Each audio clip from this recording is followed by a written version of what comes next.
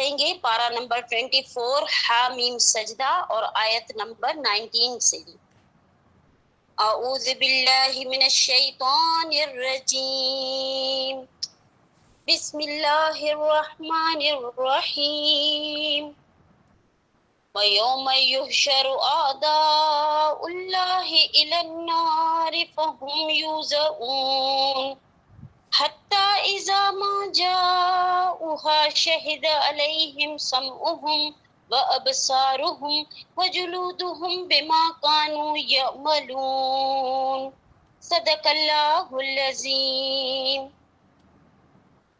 جزاک اللہ خیرا احسن جزاک کے ساتھ آمین آمین آمین جزاک۔ اعوذ باللہ من الشیطان الرجیم، بسم اللہ الرحمن الرحیم، رب اشرح لی صدری ویسر لی امری واحلل عقدۃ من لسانی یفقہوا قولی، رب زدنی علما، اللہم ارنا الحق حقا وارزقنا اتباعہ وارنا الباطل باطلا وارزقنا اجتنابہ، آمین ثم آمین۔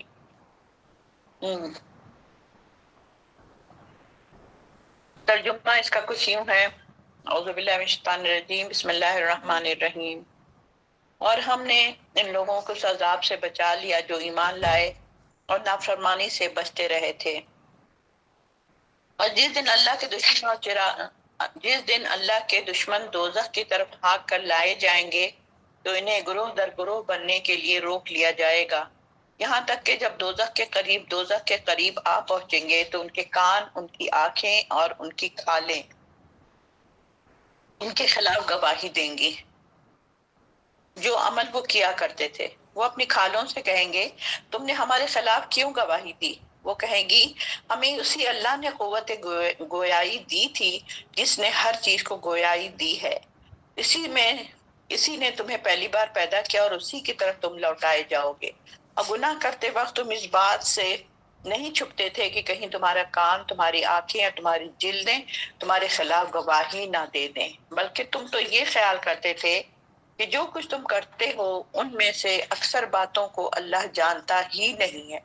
تمہارا یہی گمان جو تم نے اپنے پروردگار کے متعلق کر رکھا تھا تمہیں لے ڈوبا اور تم خسارہ پانے والوں میں رہ گئے۔ وآخر دعوانا، ہائے کیا پڑھ رہے ہیں، اللہ تعالیٰ نے ہمیں یاد دلا دیا۔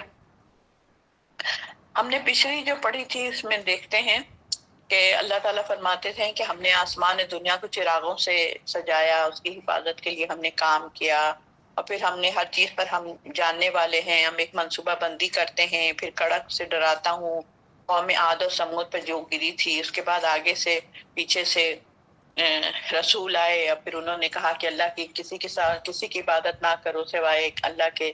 اور پھر یہ ساری چیزیں ہم نے ابھی پڑھی تھی پچھلی دفعہ۔ جو قوم عاد بھی تھی اس ملک پہ ناحق کیا کرتے تھے، قوم عاد تکبر کرتے تھے اور ہم سے بڑھ کر طاقتور کون ہے وہ یہ کہتے تھے۔ اور پھر اس میں میں نے یہ بھی دیکھا کہ جس نے انہیں پیدا کیا وہ ان سے یقیناً زیادہ طاقتور ہے۔ پھر اس کے بعد پھر ان کے ساتھ بھی یہی ہوا کہ سناٹے میں ایک آندھی اللہ تعالیٰ نے ان کے اوپر ڈالی تاکہ وہ انہیں دنیا ہی میں رسوائی کا عذاب کا مزہ چکھا دے، اور آخرت کا عذاب تو ہے ہی ہے وہ زیادہ رسوا ہونے والا۔ تو یہ ساری چیزیں تھیں۔ اب پھر کڑک کے ساتھ بھی ان پر آزمائش میں ڈالا گیا۔ اب اللہ تعالیٰ آگے فرماتے ہیں آج کا جو سبق ہے ہمارا، ہم نے ان لوگوں کو اس عذاب سے بچا لیا جو ایمان لائے تھے اور نافرمانی سے بچتے رہے تھے۔ یعنی کہ اللہ تعالیٰ کی جو ایک وہ ہے شان ہے کہ اللہ تعالیٰ اپنے کسی بندے پر ظلم نہیں کرتا ہے، بندے اپنے اوپر خود ظلم کرتے ہیں۔ اللہ تعالیٰ کسی کو بھی نہیں چاہتا ہے کہ میں اس کو کوئی سزا دوں، لیکن بندے جو ہیں حرکتیں ایسی کرتے ہیں اور اللہ کی اتنی زیادہ نافرمانی کرتے ہیں کہ وہ اپنے لیے خود ہی اپنی جال بچھاتے ہیں۔ یعنی کہ حضرت صالح علیہ السلام کو جب عذاب نازل ہونے سے پہلے ہجرت کا حکم دے دیا گیا تھا، صالح علیہ السلام کو عذاب آنے سے پہلے، اور آپ دیکھیں نوح علیہ السلام کو بھی اسی طرح عذاب آنے سے پہلے ان کو کہہ دیا گیا تھا کہ جب دیکھنا تم کہ تندور میں سے پانی نکلنا شروع ہو جائے گا تو تم یہاں سے نکل جانا۔ اسی طرح حضرت لوط کو بھی ہر قوم جو پیغمبر آئے تھے، تو یہاں پہ صالح علیہ السلام کو عذاب نازل ہونے سے پہلے ہجرت کا جو حکم دیا گیا تھا، چنانچہ آپ ایمانداروں کے ہمراہ جس کی تعداد جو تھی تقریباً 120 کے لگ بھگ تھی، یعنی کہ جو نیک لوگ تھے آپ کے ساتھ جانے والے اس میں 120 کے لگ بھگ تھی۔ آپ بتائیں پوری پوری قوم ہوتی ہے اور اس میں اتنے تھوڑے سے ریشو نکلتا ہے جو نیک لوگ ہوتے ہیں، دیندار لوگ ہوتے ہیں۔ تو ان میں سے یہ، بلکہ آپ لوگ اس کو نوٹ کریں، یہ بڑی اہم بات ہے کہ اس وقت کتنے لوگ تھے، اس میں سے تقریباً 120 لوگ تھے، اور وہ ہجرت کر کے پھر کہاں گئے؟ فلسطین کی طرف چلے گئے، اور رملہ کے قریب جا کر آباد ہوئے۔ ایک شہر کا نام ہے رملہ، کے قریب جا کر آباد ہوئے۔ اسی مقام پر سیدنا صالح علیہ السلام نے وہاں پر وفات بھی پائی۔ یہ پورا صالح علیہ السلام کی بات آ گئی کہ یہاں پر جو اللہ تعالیٰ کہہ رہے ہیں کہ ہم نے ان لوگوں کو اس عذاب سے بچا لیا جو ایمان لائے تھے اور نافرمانی سے بچتے رہے تھے۔ بس یہ تھوڑے سے لوگ تھے تو اللہ تعالیٰ نے ان لوگوں کو بچا لیا۔ اور جس دن اللہ کے دشمن دوزخ کی طرف ہانک کر لائے جائیں گے، تینوں گروہ در گروہ بننے کے لیے روک لیا جائے گا۔ یعنی کہ اب یہ کیا بات ہو رہی ہے؟ یعنی روکنے کی صورتیں جو ہیں وہ صورتیں یا وجود کیسے، مطلب روکنے کی کیا ہے؟ دو صورتیں ہو سکتی ہیں۔ ایک یہ کہ مجرموں کی الگ الگ جرائم کے مطابق گروہ بندی کی جائے گی، تمہاری یہ جرم تھا، تمہارا یہ جرم تھا، گروہ بندی کرو، ایک ایک گروپ میں وہاں پر لوگ سیٹ ہو جاؤ۔ جیسے کہ میں اکثر ایسی بیٹھے بیٹھے خود ہی سوچتی تھی میں کہ جب اللہ کے ہاں جائیں گے تو کوئی بندہ جو ہے جھوٹ بولتا ہے، کوئی غنا کرتا ہے، کوئی رشوت لیتا ہے، کوئی غلط بیانی کرتا ہے، کوئی حسد کرتا ہے، بہت سارے جو چھوٹی چھوٹی جو اللہ تعالیٰ نے منع کیا ہے وہ سب کام کرتے ہیں، تو کیا ہوگا؟ پتہ چلے گا جی شراب پینے والے ایک سائڈ پر ہو جاؤ، سود کھانے والے ایک سائڈ پر ہو جاؤ، چغلیاں کرنے والے ایک سائڈ پر ہو جاؤ، اور اس کے بعد جھوٹے لوگ جو ہیں ایک سائڈ پر ہو جاؤ۔ تو اس طرح سے انسان گروہ در گروہ ہو جائے گا کہ یہ سارے جھوٹوں کا گروہ جا رہا ہے، بھائی دیکھو۔ اور ان کے لیے تو اس میں کہہ بھی دیا گیا کہ ان کے لیے باب کذاب ہوگا، دروازہ ہوگا ان کے لیے جہنم کا، جہاں سے سارے جھوٹے لوگ اندر جائیں گے۔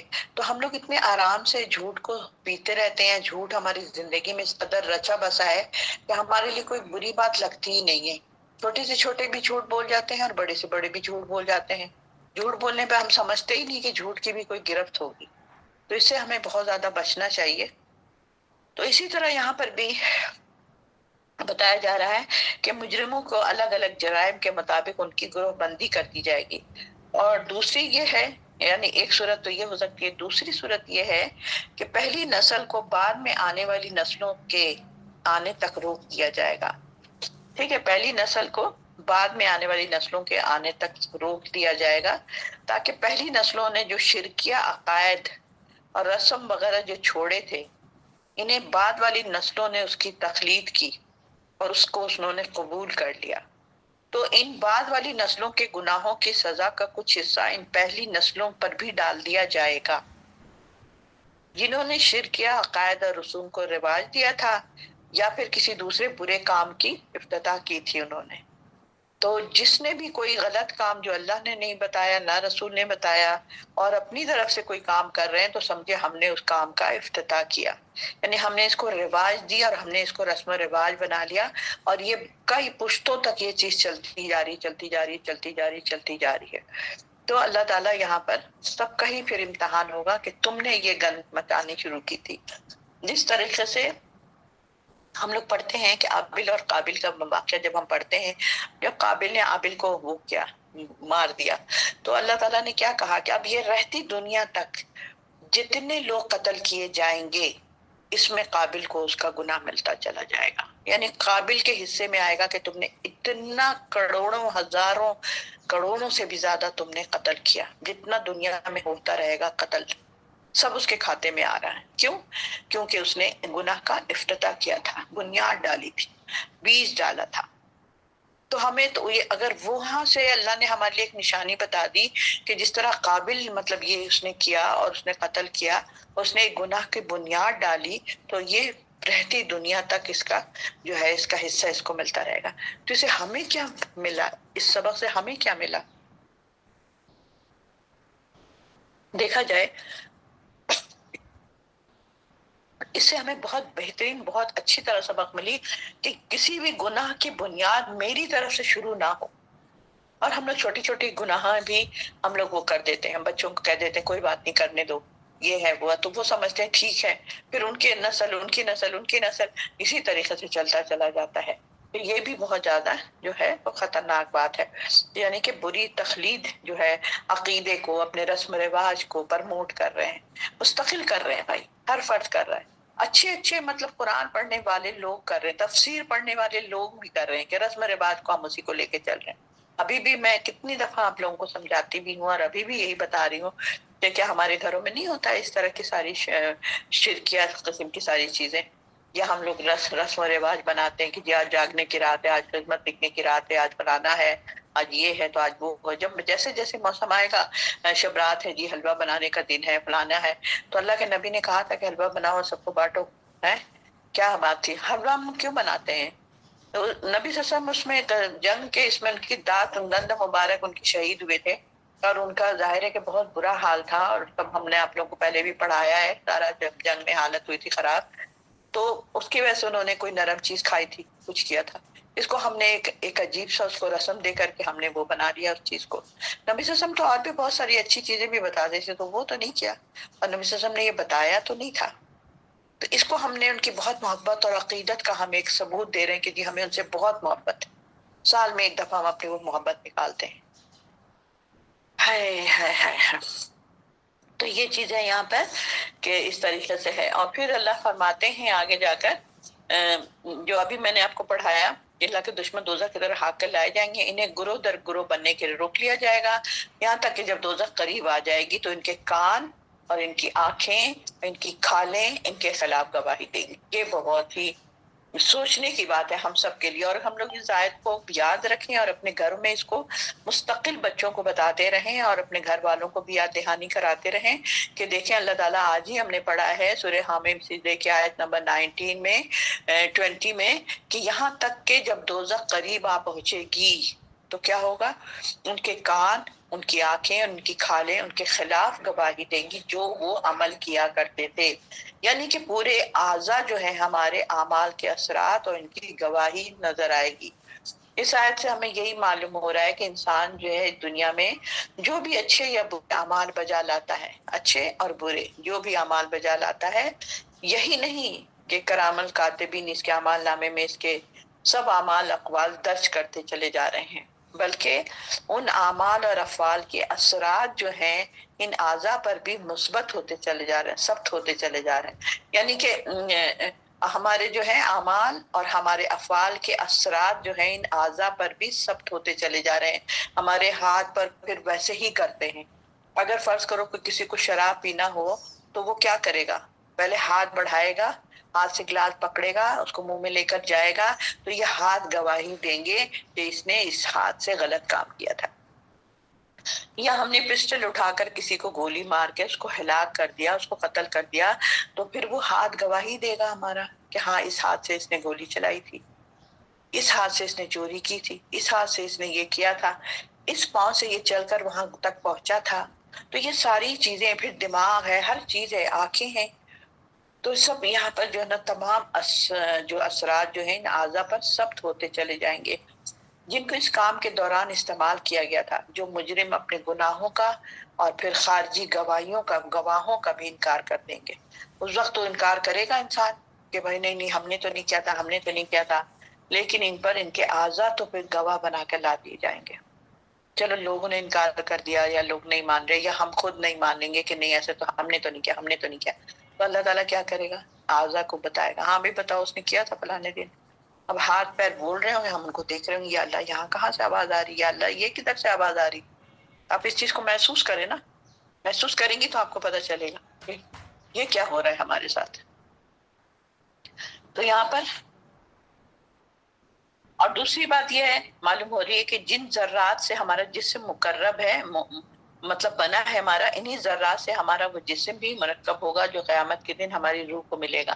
یعنی یہی ہماری پھر ہماری روح تو میرے جسم میں ویسے ہی آئے گی، سب کچھ جو ویسا ہی ہوگا، تو پھر وہی چیزیں ہوں گی جو ہم نے دنیا میں کیا تھا.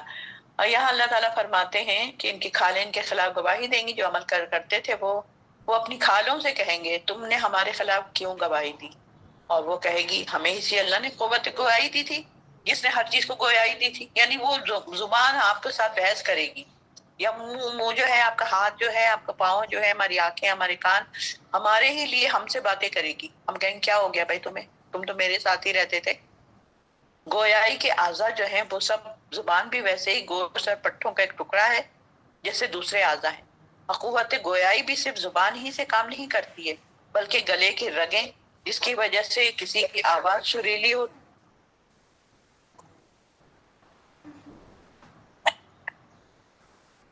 کسی کی کرفت ہوتی ہے، پھر ہونٹ اور تالو وغیرہ سب استعمال میں آتے ہیں، تب جا کر انسان بولتا ہے. یعنی پورا اندر کا پورا سسٹم جو ہے اس کے اعضا کے ساتھ جڑے ہوئے ہوتے ہیں اور وہ سب کے سب حرکت کرنے شروع ہو جاتے ہیں. جسم کے اعضے کا مواد جو ہے ایک جیسا ہے، صرف ساخت کا فرق ہے نا. اور اللہ تعالیٰ نے ان اعضا کو ایسی ساخت بنائی ہے جس سے کوئی جا کر بولنے کے قابل ہو جاتا ہے. یعنی کہ سب چیزیں جب اس طرح ساخت ہماری بنتی ہے، جیسے زبان ہے ہماری، آواز کہاں سے نکل رہی ہے ہمیں نہیں پتہ چل رہا ہے، لیکن ہماری زبان اوپر نیچے ہو رہی ہے، ہمارے ہونٹ اوپر نیچے ہو رہے ہیں. جیسے ہم کچھ پڑھتے ہیں تو دور سے انسان ہمیں دیکھتا ہے کہ اچھا یہ کچھ پڑھ رہی ہے، تو ہونٹ ہل رہے ہوتے ہیں. تو یہ ہونٹ بھی ہمارے کام آتے ہیں، زبان بھی ہوتی ہے، ساتھ ساتھ ہماری سب چیزیں ہوتی ہیں. تو یہاں پر یہ ساری چیزیں بتائی جا رہی ہیں. اسی طرح مجرم جو ہوتے ہیں وہ بھی ان کے بھی خلاف ان کے آواز مطلب وہ گواہی دیں گے ساری چیزیں. اور پھر بس یہ باتیں، یہ مطلب بہت ہی ڈینجرس بات ہے اور بہت زیادہ مطلب سوچنے کی بات ہے کہ ہم لوگ بچ نہیں سکتے اس دن. اتنی صاف طریقے سے اللہ نے اتنی آسان طریقے سے یہ بات بتائی ہے کہ تم اپنے خلاف کیوں گواہی دی. وہ کہیں گے کہ ہم اسی اللہ نے قوت گویائی ہمیں دی ہے، اس لیے اسی نے تمہیں پہلی بار پیدا کیا اور اسی کی طرف تم لوٹائے جاؤ گے. اور گناہ کرتے وقت تم اس بات سے نہیں چھپتے تھے کہ کہیں تمہارے کان، تمہاری آنکھیں، تمہاری جلدیں تمہارے خلاف گواہی نہ دے دیں. یہ آیت دیکھیں کتنی مطلب انسان کو وہ سمجھ دیتی ہے کہ اس وقت کہا جا رہا ہے کہ تم اس بات سے نہیں چھپتے تھے، نہیں ڈرتے تھے. ہم ڈریں گے کیسے؟ ہم نے قرآن ہی نہیں پڑھا تھا، ہم کیسے ڈریں گے؟ اور ہمیں تو ڈر ہی نہیں لگتا ہے اس لیے کہ ہم نے قرآن ہم اس طرح پڑھتے نہیں نا، اور پڑھتے بھی ہیں تو یاد تھوڑی رہتا ہے. ابھی پڑھا ہے، پتہ نہیں کتنے سال کے بعد آپ لوگ اس آیت کے اوپر سے گزرے گا انسان، پتہ نہیں کب گزرے گا دوبارہ. یا ہم نے پچھلا سارا جو پڑھ لیا ہے، کبھی اس کو ریویژن کرتا ہے کوئی؟ یا کبھی کوئی پڑھتا ہے؟ کچھ لوگ کرتے ہوں گے، ہر فرد تو نہیں کرتا ہوگا. تو یہی بات ہے کہ یہاں پر بھی وہی ہے کہ اس کے طرف تم لوٹائے جاؤ گے. اس نے پہلی بار پیدا کیا تھا اور گناہ کرتے وقت تمہیں چھپتے نہیں تھے کہ کہیں تمہارے کان، آنکھ، ناک یہ سب تو بولیں گے نا. اب جب ہم لوگ کوئی گناہ کرے نا تو ہمیں یہ یاد ہونا چاہیے کہ اچھا بھائی یہ ہمارا ہاتھ بھی بولے گا اس دن، ہماری زبان بھی بولے گی، ہماری آنکھیں بھی بولیں گی. اور گناہ کرتے وقت تم اس بات نہیں چھو، تمہاری آنکھیں، کانیں، جلد تمہارے خلاف گواہی دیں گی. اب یہاں پر ہے یعنی یہ بات جو ہے خلاف گواہی دینے کا مطلب اپنے اعضا ہو سکتے ہیں، لہذا اس سے بچنے کی ضرورت ہے کہ تم سوچ لو کہ تم نے گناہ کا سرزد ہونا ہی ناممکن تھا، کیونکہ نہ تم اپنے خود اپنے اعضا سے چھپ سکتے تھے اور نہ ان کے گناہوں کو چھپا سکتے تھے، نہ ان کے بغیر گناہ کا کام کر سکتے تھے. ان اعضا کے بغیر تو تم گناہ کا کام نہیں کر سکتے تھے نا. تم نے لوگوں سے تو چھپ لیا، تم لوگوں سے چھپ گئے، لیکن اپنے اعضا سے تو چھپ جاؤ. اپنے اعضا سے تو نہیں چھپیں گے. یہی اعضا کو ہی تو استعمال کر کے کریں گے. چوری کرنا ہے، غلط کام کرنا ہے، کچھ بھی ایسا کچھ کرنا ہے تو انہی اعضا ہی کے ساتھ تو کریں گے. یہاں پہ اللہ تعالیٰ فرما رہے ہیں بلکہ تم تو یہ خیال کرتے تھے کہ جو کچھ تم کرتے ہو ان میں سے اکثر باتوں کو اللہ جانتا ہی نہیں. ہاں، اللہ کیسے نہ جانے گا؟ کیا وہی نہ جانے گا جس نے تمہیں پیدا کیا؟ تو اللہ کی صفات کیا ہے؟ سمیع ہے، بصیر ہے. اس میں کوئی شک ہے؟ اس کے اندر وہ سننے والا ہے، جاننے والا ہے، بصیر، دیکھنے والا ہے سب کچھ. اور اس کی بدگمالیاں صرف اتنی ہی نہیں کہ تمہیں یہ علم نہ تھا کہ تمہارے اعضا تمہارے خلاف گواہی دیں گے، بلکہ تم اللہ تعالیٰ کے علم کے بھی منکر تھے. اگر تمہیں یقین ہوتا کہ ہم جو کچھ بھی کر رہے ہیں اللہ اسے دیکھ رہا ہے یا ہماری باتیں سن رہا ہے تو پھر ہمارے حالات سے پوری طرح باخبر رہتا ہے، تو پھر تم اپنے اس گناہ کو سرزد ہونے کا کوئی امکان تھا ہی نہیں. اگر تمہیں اللہ سے ڈر ہو، اس کا مطلب ہے. یہ ساری باتوں سے مجھے تو یہ سمجھ آ رہی کہ جب انسان کو اللہ کا خوف ہوگا، اپنی جواب دہی کا احساس ہوگا، اللہ کے دربار میں کھڑے ہو کے ہمیں جواب دینا پڑے گا، تو پھر اس وقت پھر انسان جو ہے ان سب چیزوں سے بچے گا.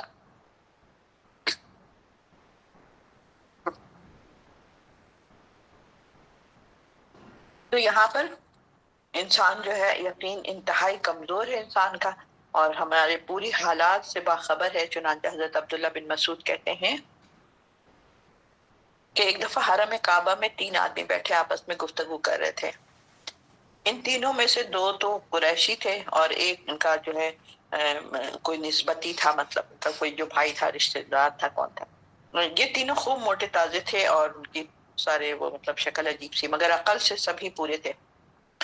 ان میں سے ایک نے دوسرے سے پوچھا تمہارا کیا خیال ہے کہ اگر اللہ ہماری بات سن سکتا ہے، کیا اللہ ہماری باتیں سن سکتا ہے؟ دوسرا بولا ہاں، اونچی آواز سے بات کرو گے تب تو سن لیتا ہے، اور اگر آہستہ آہستہ آواز سے چپکے چپکے باتیں کرو گے تو پھر نہیں سنتا ہے۔ تیسرا کہنے لگا اگر وہ اونچی آواز کو سن لیتا ہے تو آہستہ آواز بھی بات بھی سن سکتا ہے۔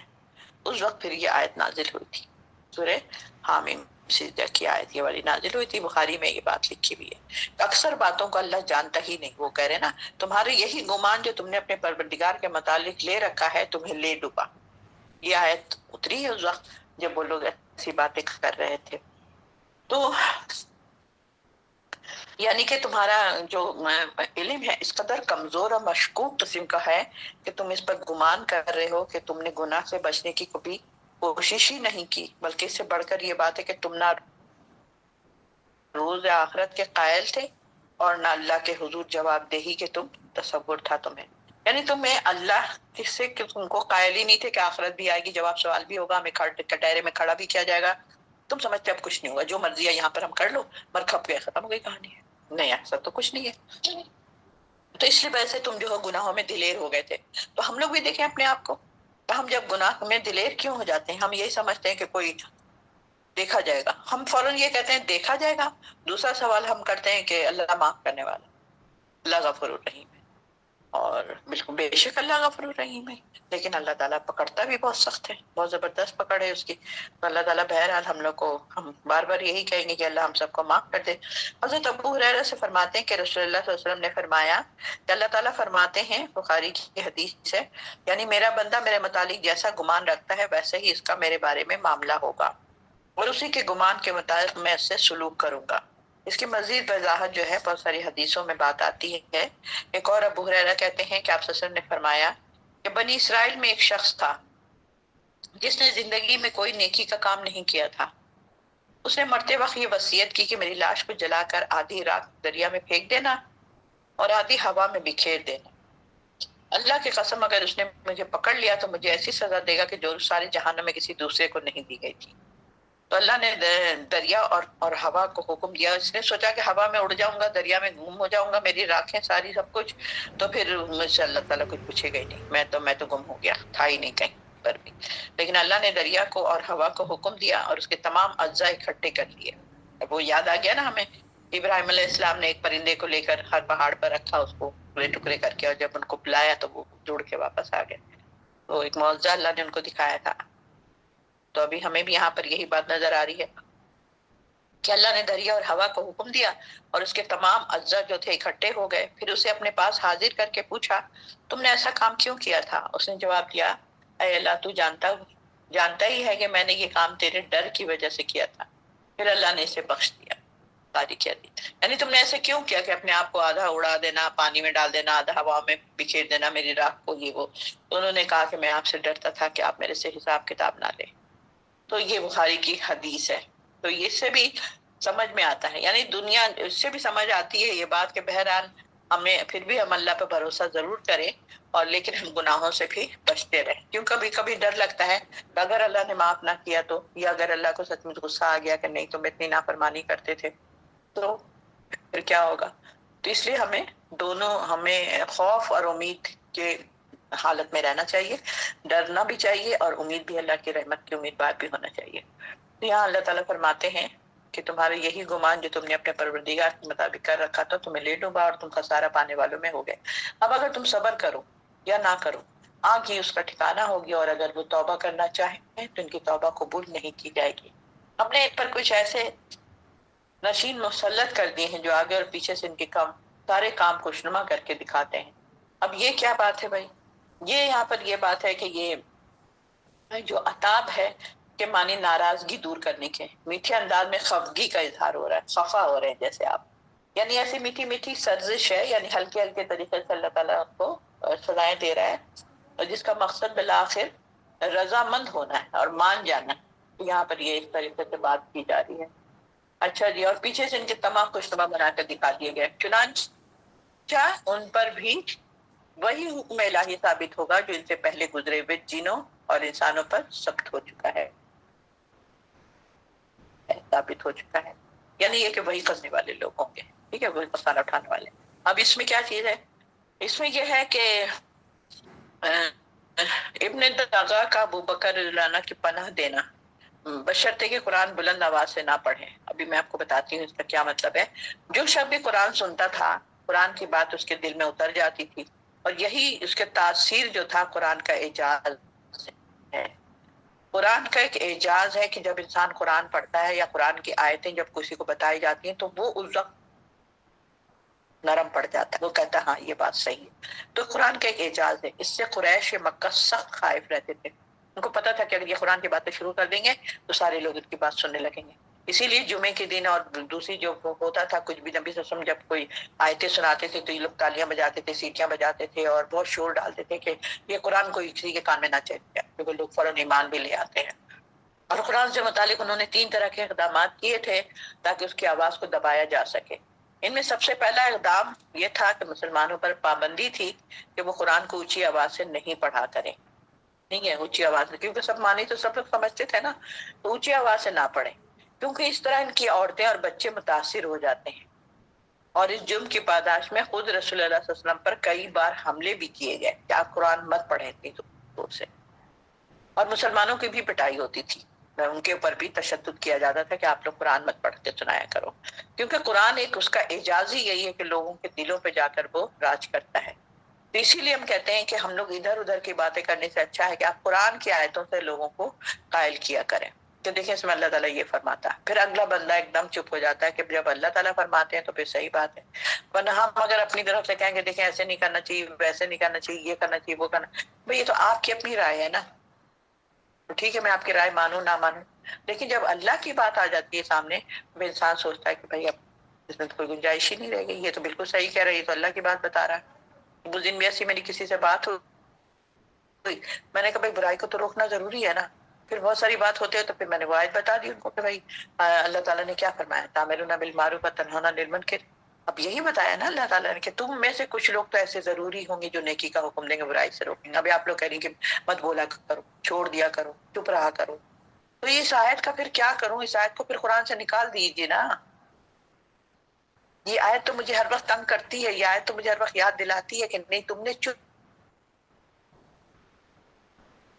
نہیں رہنا ہے، لیکن ہم نے جا کے بھیڑنا نہیں ہے، لڑنا نہیں ہے، ہم نے پیار سے، محبت سے، حکمت سے، دانائی سے ہم نے اس کو سمجھانا ہے، بہت پیار سے سمجھائی۔ جو چیز پیار سے سمجھتا ہے انسان وہ غصے میں نہیں سمجھتا ہے، وہ سمجھتا ہے کہ یہ اپنے آپ کو بہت عالم فاضل سمجھ رہی، ہر وقت میرے اوپر سر پہ کھڑے ہو جاتی ہیں آ کر۔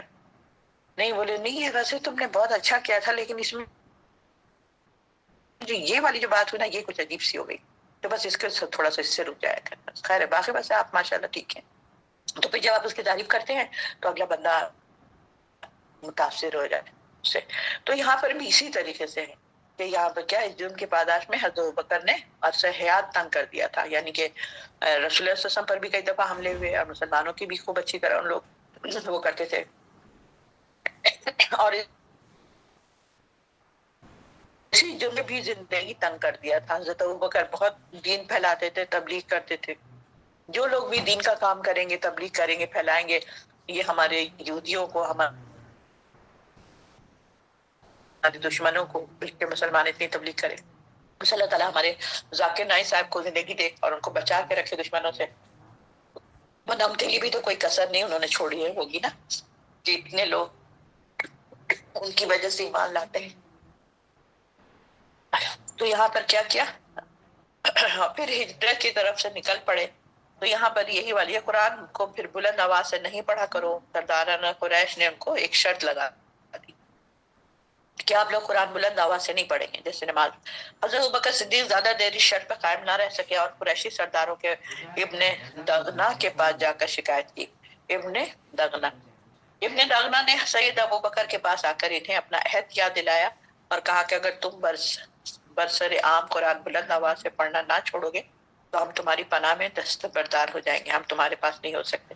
इसके जवाब में हजरत अबू बकर ने फरमाया, तुम अपनी पनाह अपने पास। ये बुखारी की हदीस है। वो पता है कि जब भी उन्होंने कि उनका चेहरा और नाक एक जैसे हो गया था, नाक इतनी फूल के इतनी हो गई थी और खूनम खून हो गया था, उनका चेहरा पहचाना नहीं जा रहा था, तब उनको मिलके मार रहे थे। तो जब भी अल्लाह का कलमा जब कोई जोर से पढ़ता था तो उन लोगों को ये बात पसंद नहीं आती थी। और भी बहुत सारी बातें इसकी, जब आप हदीस पढ़ वो सब पढ़ते हैं सीरत की किताबें तो उससे पता चलता है। और फिर उसके बाद फिर अबू जहल भी जो है ना कुरान से इसी तरह मुतासिर होता था। और जिन्नात भी एक गुरोह जो गुजरता था तो नबी सल्लल्लाहु अलैहि वसल्लम जब नमाज पढ़ते थे तो नमाज खड़े होकर चुप करके सुनता रहता था, जो सुनते थे जिन्नात, और फिर जाकर अपने लोगों को बताते थे और बहुत सारे लोग ईमान ले आते थे, बहुत सारे जिन्नात उसी वक्त ईमान ले आते थे।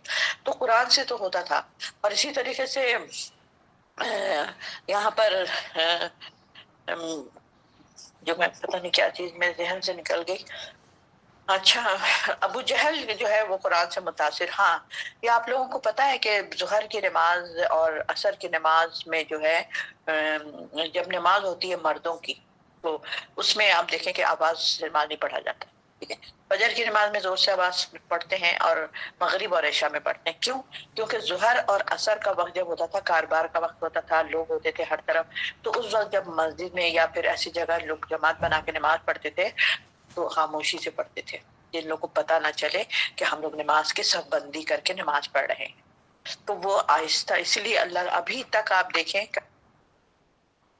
कभी कभी गौर किया, असर की नमाज और जोहर की नमाज मर्दों की जो जमात से होती है वो आवाज से नहीं पढ़ते हैं, सब चीज आहिस्ता पढ़ते हैं, सिर्फ अल्लाह अकबर करके नीचे जाते हैं ऊपर जाते हैं, ये करते हैं। लेकिन बाकी सारी नमाज में पूरी सूरह फातिहा, कोई सूरत, सब चीजें पढ़ा जाती तीनों नमाज में, यानी कि फजर में और मगरिब इशा में, मगरिब में और इशा में। क्योंकि मगरिब के वक्त लोग वहां से चले जाते थे और इशा में भी नहीं होते थे, तो बाजार बिल्कुल ठंडा पड़ा रहता था, लोग चलत फिरत कम हो जाती थी, तो फिर उस वक्त फिर अजान नमाज को बुलंद आवाज से पढ़ा जाता था कुरान को। तो ये उस वक्त एक हिकमत होती थी और अल्लाह ताला ने वो हिकमत आज तक वो चीज रख दी हम लोगों के लिए कि देखो ऐसा दुश्मनों से इस तरीके से हमने निपटना है। और उनसे ये नहीं कि बस हम उनके पास जाके खड़े हो जाए सीना तान के, क्या हो जो मारना है मारो और जो करना नहीं, अपनी भी आपको बचानी है। यहाँ पर दूसरा इक़दाम ये था कि इन सरदारों ने आपस में पाबंदियां लगा रखी थी कि वो कुरान नहीं सुनाया करेंगे, और ऐसी पाबंदी थी जिसे पाबंदी लगाने पर लगाने वाले सरदार खुद भी पनाह ना ले सकते थे, क्योंकि उनके कान और उनके दिल कुरान की भला की तासीर से लुत्फ अंदोज हुए पैदा नहीं रहते थे। उनका भी दिल चाहता था कि भाई हम जाहिर हम कुरान का जो किरात जब पढ़ी जाती है तो कितना प्यारा लगता है। चुनांचे एक दफा नबी सल्लल्लाहु अलैहि वसल्लम रात को काबे में खड़े होकर बुलंद आवाज से कुरान पढ़ रहे थे, तो 3 कुरैशी सरदार एक दूसरे से छुपते छुपाते आप सल्लल्लाहु अलैहि वसल्लम का कुरान सुन रहे थे, कहीं खड़े होकर चुप करके सुन रहे थे वो। और फिर उसके बाद में ये राज फाश हुआ, तो उनमें से एक सरदार ने अबू जहल से पूछा कि जो कुरान तुमने सुना है उसके मुतालिक तुम्हारा क्या ख्याल है। इस सवाल का सही जवाब देने के बजाय अबू जहल ने बात का रुख दूसरी तरफ मोड़ते हुए कहा कि हम बनु मखरूम और बनु बिन मनाफ सब बातों में हमसर थे, हम और बनु उबैद मनाफ सब बातों में हमसर थे, फिर हम इनके नबी को हम तस्लीम करके इनकी बरतरी कैसे तस्लीम कर सकते हैं। गोया इसका सही जवाब को उसने गोलमोल कर दिया और इस बात की दलील थी कि कुरान के तासीर से मुतासिर हो चुका था, वो भी सब हो जाते थे, और आप सब की नबूवत तस्लीम करने में महज कबायली रकाबत और तकब्बुर उसके आड़ में आ रही थी सामने। इसी तरीके से फिरौन ने भी आखिर में मान लिया था लेकिन चुप था। तो फिर मानते तो सब थे, अबू जहल भी, सब सुनते भी थे कुरान, और दिल भी उनका एकदम मचल जाता था कि भाई क्या बात है, क्या कुरान की बातें हैं। तो ये तो है कि भाई ये सब सिलसिला चल रहा था। चले हमारे रुकू मुकम्मल हो गया, तो अब टाइम भी हो गया है, तो इंशाल्लाह बाकी हम इसी टॉपिक पर अभी हम और पढ़ेंगे। तो आप लोग घर से भी पढ़ लिया करें ताकि आपको और ज्यादा अच्छा लगेगा और समझ भी आएगी। वाखिर दावाना अल्हम्दुलिल्लाहि रब्बिल आलमीन। रब्बना आतिना फिद दुनिया हसना व फिल आखिरति हसना व क़िना अज़ाबन्नार। रब्बना ला तुज़िग़ क़ुलूबना बअद इज़ हदैतना व हब लना मिन लदुनका रहमा इन्नका अंतल वहाब। अल्लाहुम्मा सल्लि अला जन्नतिल फ़िरदौस व अऊज़ु बिका मिनन नार। रब्बना ज़लमना अनफुसना व इन लम तग़फ़िर लना व तरहमना लनकूनन्ना मिनल ख़ासिरीन। سبحان ربک رب العزت عما یصفون وسلام علی المرسلین والحمد للہ رب العالمین سبحانک اللہم وبحمدک نشہد ان لا الہ الا انت نستغفرک ونتوب الیک. السلام علیکم ورحمۃ اللہ وبرکاتہ.